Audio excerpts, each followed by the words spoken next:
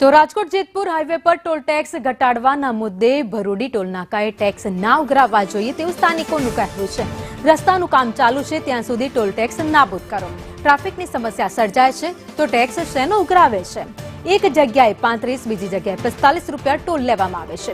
Pithadiya toll નાકા પર 25% tax ઘટાડાયો છે। Toll tax એ રોડની વ્યવસ્થાનો ભાગ છે। જ્યારે રોડ બનતો હોય ત્યારે અથવા રિનોવેશન થતો હોય ત્યારે ટોલ ટેક્સ લેવાનો જ નથી હોતો।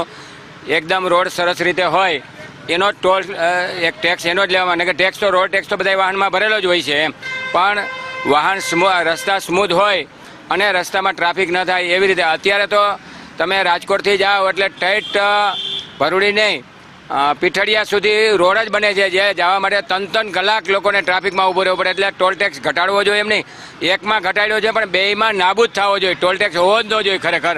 અત્યારે જ્યારે રાજકોટથી ગોંડલ અને જેતપુરનું રોડનું હાઈવેનું કામ ચાલુ છે ત્યારે ખરેખર ટોલ બંધ રાખવો જોઈએ ટોલ ટેક્સ, કેમ કે ફક્ત 10 રૂપિયા ઘટાડવાથી નહીં, લોકોને ઘણી બધી રાહત આપવી હોય તો એના જે ટોલ છે એ ઘટાડી નાખવો જોઈએ એવી લોકોમાંથી પણ માંગ છે અને સરકારે પણ આ દિશામાં વિચારવું જોઈએ। ત્યારે રોડ રસ્તાનું કામ રિપેર ચાલુ છે તો ટોલ નાબૂદ કરી દે છે। ટોલના હિસાબે રોડ પર એટલો ટ્રાફિક થાય છે કે એનો કોઈ નિયમ પ્રમાણે પાલન નથી કરતો કે ભાઈ તમે ટોલ ઉપર 5 મિનિટ ઊભા રહ્યો તો તમને જવા 5-10 મિનિટથી વધારે ન ઉપર એને પહેલાં અડધી કલાક સુધી ઘણીવાર ટ્રાફિક જામ થાય ટોલના હિસાબે, તો અને 10-15 મિનિટમાં રિટર્ન થવું તો ડબલ વાર ટોલ ભરવા પડે છે।